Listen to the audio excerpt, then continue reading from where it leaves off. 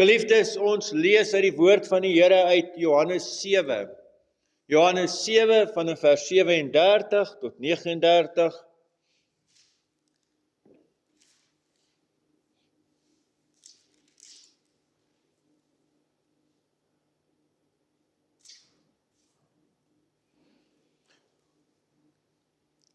Here almagtige God, wanneer ons die woord oopmaak, dan bid ons dat U deur die Heilige Gees sal kom en ook ons sal oopmaak, ons harte en ons ore en ons verstand. Ja, Here, kom spreek, dat ons mag hoor en kan luister. Here, want ons wil hoor en ons wil luister. Amen. Geliefdes, Johannes 7 vanaf vers 37 tot 39. En op die laaste dag, die groot dag van die fees, het Jesus gaan staan en uitgeroep: As iemand dors het, laat hy na my kom en drink. Hy wat in my glo, soos wat die skrif sê, strome lewende water sal uit sy binneste vloei. Dit het hy van die Heilige Gees gesê, wat die wat in hom glo sou ontvang. Die Gees was immers nog nie daar nie, omdat Jesus nog nie verheerlik was nie. Geliefdes, ons lees tot sover. Op die groot dag van die fees, watter fees was hierdie? Dit was die Loofhuttefees. Dit is in ons tyd, so in September, Oktober maand, wat dit gevier word. Dit verskil mos nou, want ons kalender en die Joodse kalender verskil. Ons werk ons kalender op die son uit, hulle werk dit op die maan uit. So dit sal nie elke jaar dieselfde op ons kalender wees nie. Dan gaan die Jode en hulle bou skuilings,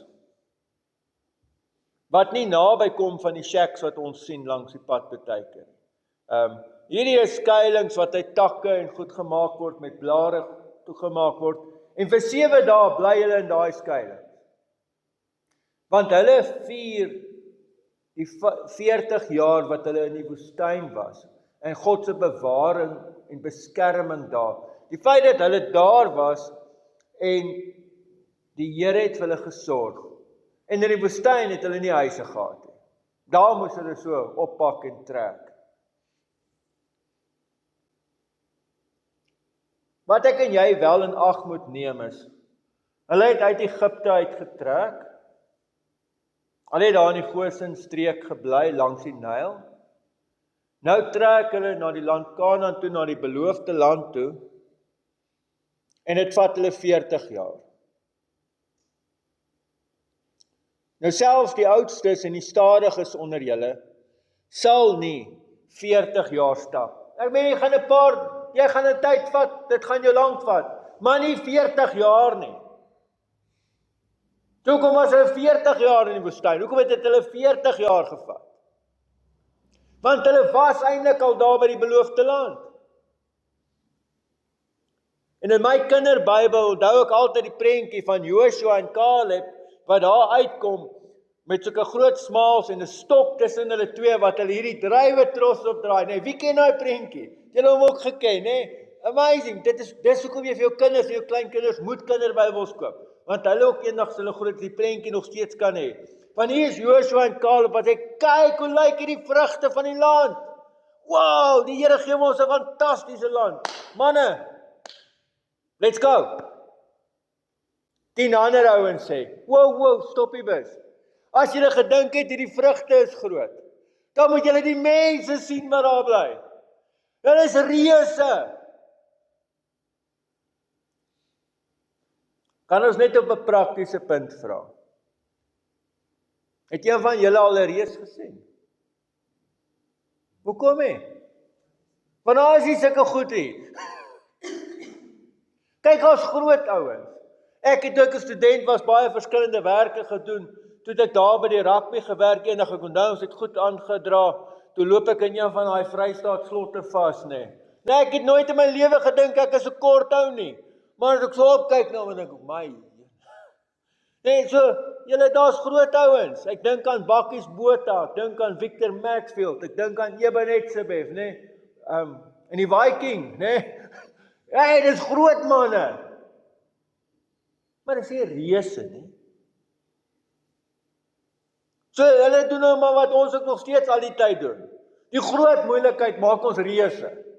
Daar was nie reëse nie, is dalk groot manne wat daar gebly het. Nou vat die Here hulle in die woestyn vir 40 jaar. Hoekom? Deuteronomium sê, die Here het jou vir 40 jaar in die woestyn gevat, sodat jy kan leer dat 'n mens nie van brood alleen leef nie, maar van elke woord wat uit die mond van die Here kom. Hulle moes leer om op God te vertrou. Onthou, daai groot manne het nie weggegaan nie. En die volgende keer toe hulle daar omgaan, toe was daar nie hierdie groot geveg nie. Hulle het om die stad geloop en geraas en musiek gemaak en daar laat die Here die stad in die mure mekaar val, nee, julle onthou dit. So, wat het nou verander? Hulle het in 40 jaar geleer om op die Here te vertrou. As hulle honger was, het die Here kos uit die hemel uitgegee. Weet julle wat beteken die Hebreëse woord manna? Hulle het gekom, buitekant gekom, hier lê die wat is dit? En in Hebreëus vir wat is dit? Is manna. So hulle het buite gekom en almal gesê manna. Wat is dit? Nee, dis die kos wat die Here gee. Toe van hulle lus raak vir vleis, as ek die teks lees, dan hoor ek is ander ouens wat eintlik daar tussen die Israeliete was, wat se lus vir vleis hulle oorval het. Nou ek bely, ek sou dalk van ander ouens gewees het, die lus vir vleis sou my ook oorval het, nee. Stuur die Here daai spul kwartels met die oostewind, as hulle water nodig het, hulle kom maar by Mara, die water is bitter, Moses gooi 'n plank of 'n ding aan die water en daar raak die water soet. Hulle was 2 keer by 'n berg waar daar water uitgekom het, die tweede keer was in die 40ste jaar, eerste maand. Hulle is op die rand van die beloofde land. Die Here sê vir Moses, praat met die rots. Moses is teen hierdie tyd, na 40 jaar, is al so geïrriteerd met hierdie volk, en met hulle heeltyd gemoun en gekla, want heeltyd kom hulle na hom en sê, ja, hoekom het jy ons hierdie woestyn ingevat om hier te laat doodgaan? Nee, is daar nie begraafplek in Egipte nie, en ons wil verlang na die vleispotte van Egipte. En hy wil heeltyd vir hulle sê, daar was nie vleispotte in Egipte nie, julle was slawe, julle is van dag tot aand gemartel en geslaan. Wat se vleispotte? As julle gelukkig was, het julle 'n bietjie vis uit die Nyl uitgevang en geëet. Maar julle was slawe, julle het niks gehad nie. Nou het julle 'n spulvee en goed, julle het niks gehad nie. So hy was eintlik lus om vir hulle met die kierie by te kom. Maar ek meen, geweld is nou nie 'n mooi ding en goed nie, né? Geestelike leiers, dis nou nie goed as ek die gemeentelede begin aanrand nie, né? So Moses ook, so die tweede beste, hy is nou so kwaad, hy slaan die klip en die rots. En daar kom water uit. Maar daai daad van ongehoorsaamheid het gemaak dat hy net die beloofde land kon sien en nie kon binnegaan nie. Nee, die Here het gesê, gaan niemand kry wat vir my gehoorsaam is, toe kry vir Joshua. Maar met hierdie fees, die laaste dag van hierdie loofhuttefees, word daai moment gevier. So hulle het water gevat. Ons het nou nie 'n altaar maak, het kan uitgooi nie, maar ek het daarom 'n bak gekry, wat ek nou hoop nie lek op ons tafel. Maar hulle het water gevat en dit uitgegooi.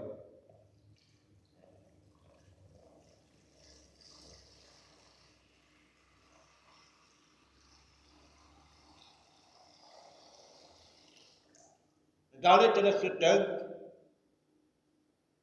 aan hoe dors kan jy raak in die woestyn?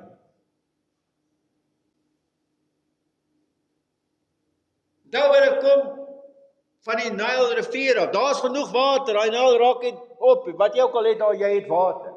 Nee, dit is omtrent soos ons hier. Maar was jy al regtig dors, mense?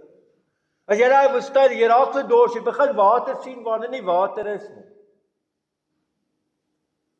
Ek het ander dag besluit, dis nou tyd dat ek my slegtigheid los, ek moet nou 'n slag vir eendag gaan draf. Amper dood gegaan. Nou kom ek daar terug by die huis, maar my keel brand en ek is dors en ek gryp 'n waterbottel daar en ek vat 'n sluk En toe ek die waterbottel neersit, is so groot, toe is hy leeg. Want ek was dors. Wil water hê. Nou sluit Jesus by dit aan. En hy sê, almal van julle wat dors het, kom na my toe. Jy verstaan van dors. En natuurlik verwys Jesus hierna, onthou die hele ding van die redding het gevolg. Dis 'n viering van die volk se redding uit Egipte, uit God wat hulle gebring het in die beloofde land. Maar Jesus kom vergeestelik dit op 'n manier en sê, as jy dors na meer, kom na my toe. En dan is dit profetiese woorde uit Jesaja uit. Nee, al hierdie beelde kom eintlik uit Jesaja uit. Jesaja het die mooiste beelde hieroor. Wat sy strome lewende water sal uit sy binneste vloei.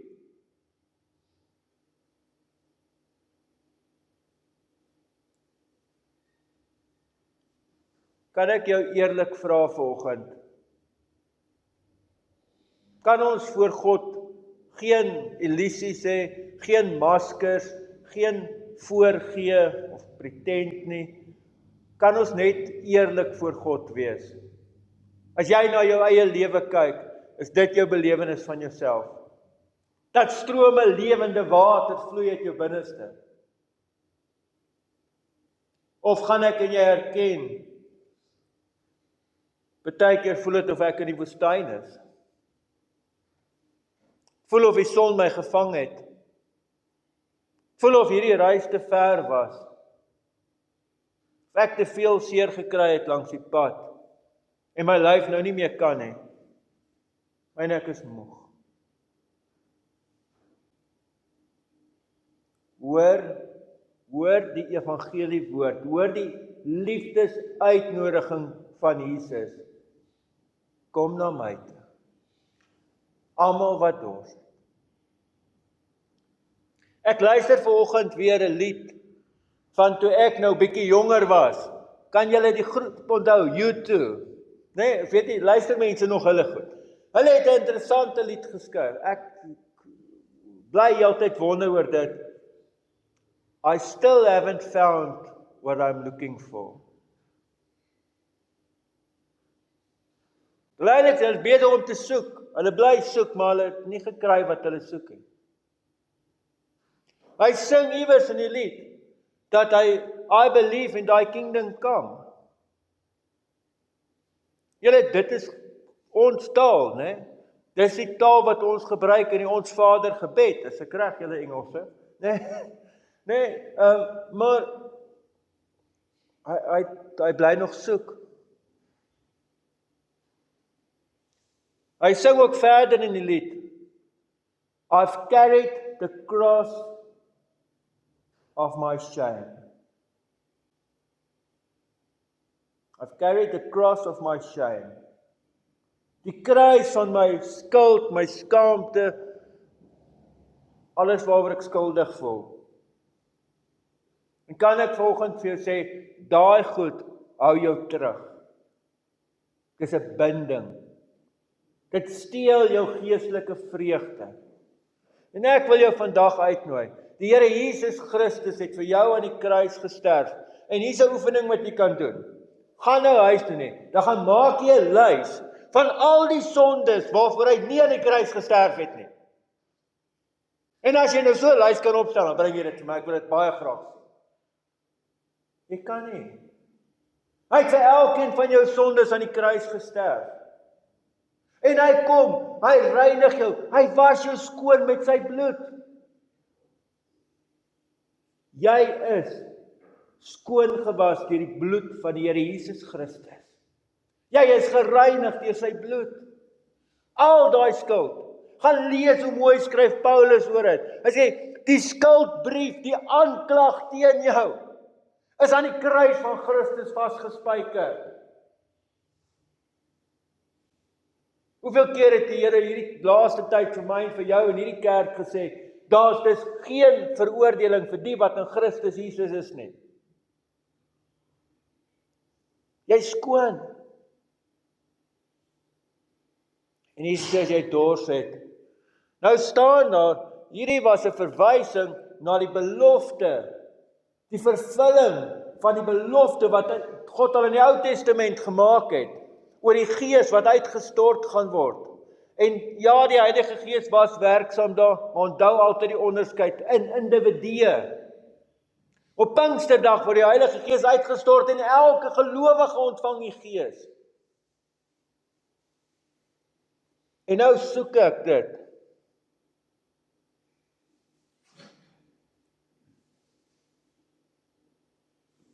En ek soek op verkeerde plekke.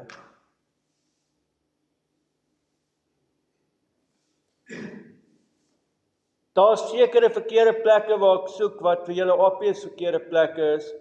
Soos, ek bly dors en daarom drink ek genoeg, asof daar nooit weer in hierdie land wyn gemaak gaan word nie. Nee, julle ken sulke ouens, bly dors.